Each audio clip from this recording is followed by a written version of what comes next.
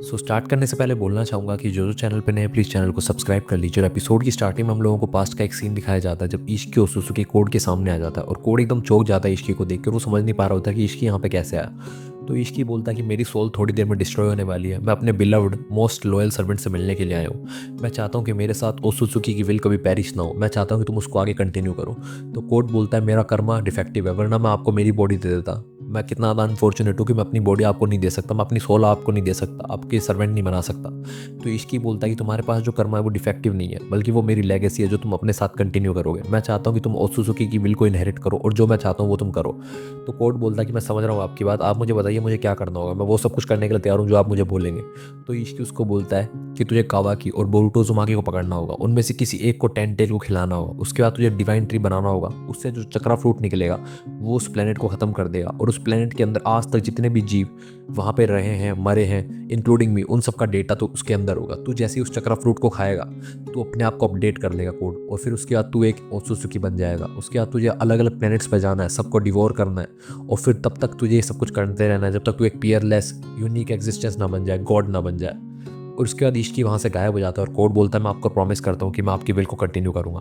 वहीं दूसरी तरफ हम लोग देखते हैं प्रेजेंट के दिन में साय और शिकामारू को क्लोज मार्क दिखते हैं। तो भी वहाँ पे कावाकी को बुलाया जाता है और उसको बोला जाता है कि मेरे सबॉर्डिनेट को यहाँ पे सुबह क्लोज मार्क मिले थे, ये पता नहीं किस चीज़ की, हमने आज तक ऐसा जुस्सू नहीं देखा। तो कावाकी बोलता मैं इनको कैसे भूल सकता हूँ, ये कोड के क्लो मार्क है। और फिर हम लोगों को प्रेजेंट का एक सीन दिखाया जाता है जब कोड एक बर्फीली सी जगह पे चल रहा होता है और उस बर्फीली सी जगह में एक हाइड आउट होता है जहाँ पे दो गार्ड भी खड़े होते हैं उस हाइड आउट की गार्डिंग के लिए। तभी वो लोग गार्ड कोड को देखते हैं और बोलते हैं तुम हो कौन यहाँ पे और तुम यहाँ पे क्या कर रहे हो, तुम्हें पता कैसे चला इस जगह के बारे में। तो कोड बोलता है कि ये एक बोरो की कल्ट फैसिलिटी है ना, मैं सही जगह पे तो आया हूँ ना। और धीरे धीरे उनकी तरफ चलने लगता है। तो वो बोलते हैं कि लॉर्ड बोरो के ऑर्डर है कि किसी को भी अंदर ना आने दिया जाए, तुम हो कौन। तो कोड बोलता है मैं उसका दोस्त हूँ और तुम अभी भी बोरो के ऑर्डर मान रहे हो, तुम कितने बड़े इडियट हो, बोरो तो मर चुका है। वो अपने मन में बोलता है। तो वो गार्ड जोर से बोलते हैं कि हम तुम्हें आखिरी बार बोल रहे हैं, यहीं चुप, यहीं रुक जाओ, उसके बाद में ये लास्ट वार्निंग है। तभी हम लोग देखते हैं कोड उनको बोलता है कि कितने ज़्यादा इडियट है ना ये, इतनी ठंड के अंदर गार्ड का काम कर रहे हैं। भाई दूसरी तरफ हम लोगों को दिखाया जाता है कि बोरुटो ग्रेट स्टोन फेसिस के ऊपर बैठा होता है और अपनी आमदों की दी हुई मेडिसिन को देख रहा होता है जो कि उसको ओसुसुफिकेशन से रुकवाती हैं। तो वहाँ पे कावाकी आता है और बोलता है बोरुटो तुम भी ना इस आमदों की दी हुई मेडिसिन खा रहे हो इतने ग्रेटफुल होके, ये फेक है, फ्रॉड है आमदो, इसकी मेडिसिन तुम क्यों खा रहे हो। तो बोरुटो बोलता अगर मैं ये नहीं खाऊंगा तो मोमोश की ओसुसुकी मेरे ऊपर कंट्रोल कर लेगा। तो कावाकी बोलता क्या फ़र्क पड़ता है, फिर तुम कंप्लीट एपिसोड बन जाओगे ज़्यादा से ज़्यादा मोमोश ये। तो बोरुटो बोलता हाँ हाँ ऐसे कर रहे हो तुम तभी, जैसे तुम्हारे लिए कोई फ़र्क नहीं पड़ता इस सबसे, है ना। काश मेरी भी कर्मा तुम्हारी तरह डिसअपेयर हो जाए अचानक से। तो कावाकी बोलता है तुम्हें पता है कोड के क्लो मार्क मिले विलेज के आसपास। तो बोरुटो बोलता है अच्छा ऐसा है क्या, ठीक है उसको आने दो, हम खुद उसको सबक सिखा देंगे। तो कावाकी बोलता है तुम उसको इतना हल्का मत समझो, कोड बाकी सबसे डिफरेंट है। फिर हम लोगों को दोबारा कोड का सीन दिखाया जाता है जब जो गार्ड्स होते हैं वो कोड के ऊपर अटैक कर रहे होते हैं और कोड उन अटैक से सारों से जैसे तैसे करके बच रहा होता है। और जो अटैक कोड के ऊपर हिट भी कर जाता है फिर भी कोड अपने कर्मा की मदद से अचानक आसानी से उससे बच जाता है। तो हम लोग होते सारे गार्ड डर जाते हैं, वो समझ में नहीं आ रहा होता कि ये बंदा है कौन। वो बोलते हैं कि लास्ट वार्निंग दे रहे हैं हम तुम्हें, यहीं रुक जाओ। तो कोड बोलता है तुम लास्ट वार्निंग मुझे नहीं दे रहे हो, बल्कि तुम्हारी लाइफ टाइम की लास्ट वार्निंग है, इसके बाद तुम लास्ट वार्निंग दे भी नहीं पाओगे किसी को।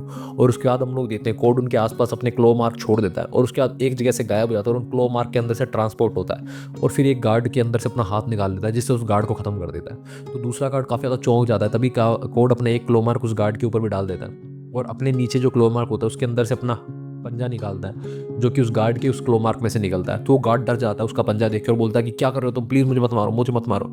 तो कोड बोलता है मैं तुम्हें नहीं मारूंगा, बस मेरे कुछ क्वेश्चन हैं उनके मुझे आंसर दे दो, उसके बाद मैं तुम्हें जिंदा छोड़ दूंगा। वहीं दूसरी तरफ हम लोग देखते हैं कावा कि ये सारी बातें बोरुटो को बताता है। तो बोरुटो बोलता है क्या कोड अपने क्लो मार्क से टेलीपोर्ट हो सकता है। तो कावाकी बोलता है हाँ, वो एक बार किसी जगह पे चला गया और वहाँ पे अगर उसने अपने क्लो मार्क छोड़ दिए तो वो कभी भी दोबारा वहाँ पे आ सकता है। आखिरकार वो इकलौता ऐसा बंदा है जो मेरे अलावा जिंदा बचा था जीगन के रिचुअल से। तुम्हें जीगन के रिचुअल के बारे में तो पता ही होगा, वो इस चीज़ का रिचुअल था पता लगाने के लिए कि कौन ओत्सुत्सुकी का वेसल बन सकता है। उसके अंदर पता नहीं कितने लोगों की जान गई है जो कर्मा को झेल नहीं पाए। कोड भी उसमें से एक था, लेकिन कोड फेल तो हुआ था लेकिन उसकी जान बच गई। मैं और कोड सिर्फ हम ही दो जिंदा बचे थे। कोड फेल हुआ, उसको एक कर्मा भी मिला, लेकिन उसका जो कर्मा था वो वाइट कर्मा था। वो वेसल तो नहीं बन पाया लेकिन उसका जो कर्मा है उसके पास सारे हथियार हैं, उसके पास सारी पावर है जो कि जीगन के पास थी, जैसे कि मुझे भी मिली थी। वहीं दूसरी तरफ हम लोग देखते हैं कि गार्ड काफ़ी ज़्यादा डर जाता है और कोड से बोलता है तुम मुझसे क्या जानना चाहते हो, मुझे बताओ, मैं तुम्हें सब कुछ बता दूंगा। तो कोड बोलता है कि मैं किसी से मिलने के लिए आया हूँ, मैं जानता हूँ कि वो यहीं कहीं होगी, यानी कि वो किसी लड़की की बात कर रहा है। तो वहाँ पे 2-3 गार्ड और आते हैं और कोड के ऊपर अटैक करने लगते हैं, लेकिन कोड तो अपने क्लो मार्क से टेलीपोर्ट हो जाता है और वो जो गार्ड होता है जो जिंदा बचा हुआ होता है बेचारा वो भी मारा जाता है। तभी वहाँ पे एक दूसरा बंदा आता है जिसने कोई कपड़े नहीं पहने होते और वो काफ़ी ज़्यादा हट्टा-कट्टा लग रहा होता है और बोलता है तुमसे एक बच्चा नहीं सँभाला जा रहा, ये सब कुछ मुझ पे छोड़ दो। तो कोर्ट बोलता है, हे मिस्टर, तुमने इतने कम कपड़े पहने, तुम्हें ठंड नहीं लग रही इतनी ठंड में? मुझे तो काफ़ी ज़्यादा ठंड लग रही है। तो वो बंदा बोलता है, मैं तुम्हें दिखाता हूँ इससे भी कूल चीज़, और वो अपने शरीर के ऊपर एक इंजेक्शन लगाता है जिससे वो काफ़ी ज़्यादा फास्ट और पावरफुल हो जाता है। उसके बाद वो कोर्ट के ऊपर अटैक करने लगता है। तो कोर्ट बोलता है, तुम काफ़ी ज़्यादा हल्के हो गए हो, शायद तुम्हारी बॉडी के अंदर ज़्यादा ही पावर आ गई है। लेकिन फिर भी हम लोग देते हैं, कोर्ट उससे कहाँ हारने वाला था। कोर्ट उसको बहुत ज़ोर-ज़ोर से पंचेस मारने लगता है। फिर वो बंदा दोबारा गिर जाता है नीचे। तो गार्ड बोलते हैं, अभी तो तुम देखो, अभी तो ये और इंजेक्शन लगाएगा, और हम लोग देते हैं वैसे ही होता है। वो बंदे 2 इंजेक्शन और लगाता है अपने शरीर के अंदर, और फिर उसके बाद वो एकदम मॉन्स्टर के अंदर तब्दील हो जाता है। उसके पीछे से सींग निकल आते हैं, उसके दांत बड़े-बड़े हो जाते हैं, और वो कोर्ट के ऊपर काफ़ी बुरी तरीके से अटैक करने लगता है। लेकिन हम लोग देखते हैं कि कोर्ट उसके चारों तरफ अपना क्लॉ मार्क लपेट देता है। तभी हम लोग देखते हैं कावाकी बोरुटो को बता रहा होता है कि कोर्ट की जो फाइटिंग की स्किल्स हैं, कॉम्बैट स्किल्स हैं, वो जीगन से भी ज़्यादा पावरफुल है। अमादो ने जितने भी साइबोर्ग बनाए थे, उसने उन सबको मॉडिफाई किया ताकि उनकी फिजिकल स्ट्रेंथ को बढ़ाया जा सके। लेकिन कोड खुद चाहता था कि उसकी जो स्ट्रेंथ है उसको कम किया जा सके, इसलिए उसने अपने अंदर लिमिटर्स लगाए थे, क्योंकि वो जीगन को पूछता था। वो चाहता था कि जीगन की जो महानता वो कभी उसके सामने कम ना हो। वहीं दूसरी तरफ हम लोग देखते हैं कोड उस मॉन्स्टर को खत्म कर देता है, और कावाकी यहाँ पे बोरुटो को बता रहा होता है कि यामातो ने बहुत सारे ऐसे साइबोर्ग बनाए थे जो जीगन से ज़्यादा पावरफुल थे, लेकिन जीगन ने सबको ऑर्डर दिया था कि सबको डिस्पोज कर दिया जाए, लेकिन उसने सिर्फ कोड को जिंदा रखा था, क्योंकि कोड उसका सबसे लॉयल सर्वेंट था। वहीं दूसरी तरफ हम लोग देखते हैं कोड बोलता है कि मैं चलने फिरने से थोड़ा गर्म तो हो गया हूं, लेकिन मुझे ठंड तो बहुत ज़्यादा लग रही है, और वो अंदर चला जाता है। वहीं दूसरी तरफ नारुतो को ये सब कुछ बताया जाता है। शिकामारू और साई बताते हैं कि कैसे कोड के क्लो मार्क हम लोगों को मिले, और वो शिकामारू बोलता है, मुझे लगता है लॉर्ड फोर्थ के फ्लाइंग राइजिन जैसा जुस्सु है ये क्लो मार्क वाला, कहा कि बता रहा था मैं। तो नारुतो बोलता है, अगर हम लोग क्लो मार्क पर ज़्यादा ध्यान देंगे और उसके पास सारी टीमें लगा देंगे कि कभी भी कोड वहाँ से आ सकता है, तो हमारे विलेज के पास सिक्योरिटी कम हो जाएगी। तो शिकामारू बोलता है, मुझे समझ में नहीं आ रहा कि ये लास्ट बचा हुआ कारा का सर्वाइवर हम लोगों को इतनी परेशानी क्यों दे रहा है। तभी नारुतो बोलता है, सास्के से तुम्हें कुछ पता चला? वो भी तो कोड के पीछे था। अगर उससे कुछ नहीं पता चला है तो उसको ये सारी इन्फॉर्मेशन शेयर कर दो, क्योंकि मुझे लगता है कि कोड यहाँ पे अगर आएगा तो वो सबसे पहले मुझे और सास्के को मारने की कोशिश करेगा। आखिरकार वो हम लोगों को मारना चाहता है। तभी साई बोलता है कि हाँ, कोड शायद उन्हीं लोगों को टारगेट करेगा जो कि इश्चीज और सुजुकी की डेथ के अंदर शामिल थे, जैसे आमादो, बोरुटो, कावाकी और आप लोग। वहीं दूसरी तरफ हम लोग देखते हैं कि शिकामारू का आमादो के पास जाता है और उसको एक गार्ड असाइन कर देता है। तो आमादो बोलता है, ये गार्ड नहीं है बल्कि एक स्पाई है, लेकिन मुझे कोई फर्क नहीं पड़ता जब तक ये मुझे प्रोटेक्ट करता है। तो शिकामारू बोलता है कि तुम ही अकेले ऐसे बंदे हो जो कोड के लिमिटर्स को डिस्ट्रॉय कर सकते हो, तो वो तुम्हारे ऊपर ही सबसे पहले अटैक करेगा और शायद तुम्हें किडनैप करने की कोशिश करेगा। तो आमादो बोलता है, मुझे ढंग से प्रोटेक्ट करना, अगर मुझे थोड़ा सा भी टॉर्चर किया तो मैं तो आसानी से लिमिटर खोल दूंगा। तो शिकामारू बोलता है, तुम हमें ब्लैकमेल कर रहे हो, आखिरकार तुम हो तो एक पैरासाइट ही आमादो, हमें तुम पे विश्वास ही नहीं करना चाहिए था कभी। तो आमादो बोलता है, मेरे जैसा वीकलिंग आखिरकार अपने आप को बचाएगा कैसे? मुझे थोड़े बहुत तो तौर तरीके आजमाने ही पड़ेंगे ना। फिर वो बोलता है कि मुझे नहीं लगता कोड अभी लीफ विलेज को टेक डाउन कर सकता है अकेला, वो सबसे पहले अपने लिमिटर्स को हटाने की कोशिश करेगा, तो मुझे ढंग से प्रोटेक्ट करना। वहीं दूसरी तरफ हम लोग देखते हैं कि कोड बोरो की फैसिलिटी के अंदर घुस जाता है और अंदर जाके बग से मिलता है कि कैसे हो बग।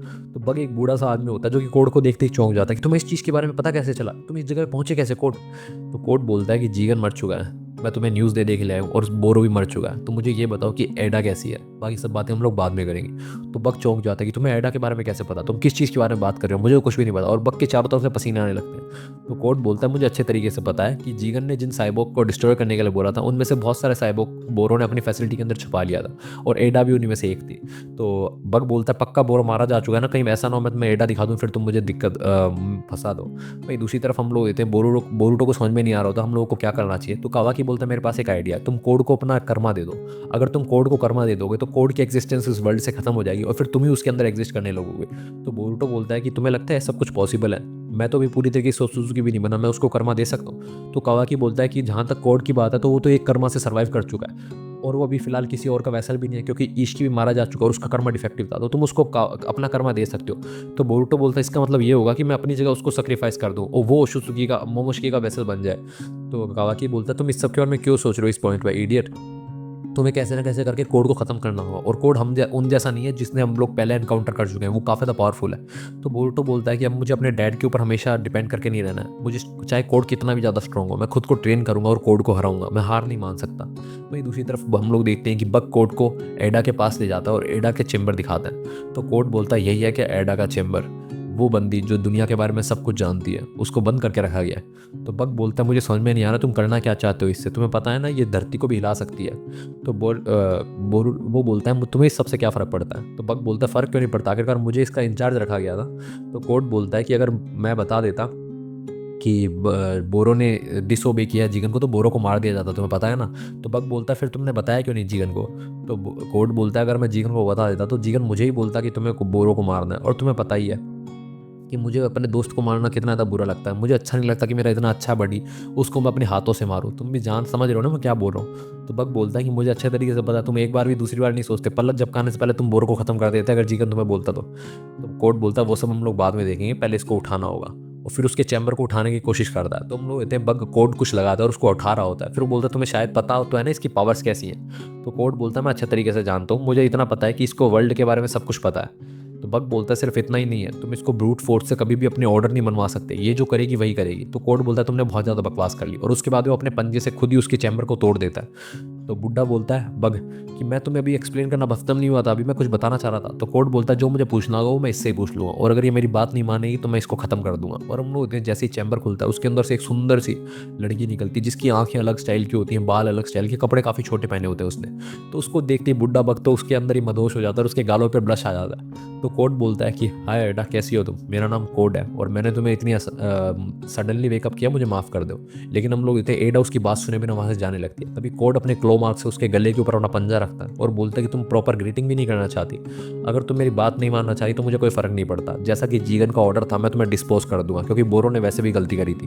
तो एडा बोलते अच्छा तुम्हें लगता है तुम मुझे डिस्पोज कर सकते हो, अगर तुम कर सकते हो तो ट्राई कर लो। इसी के साथ एपिसोड खत्म हो जाता है। अगले एपिसोड के लिए बने हमारे साथ, तब तक के लिए बाय बाय।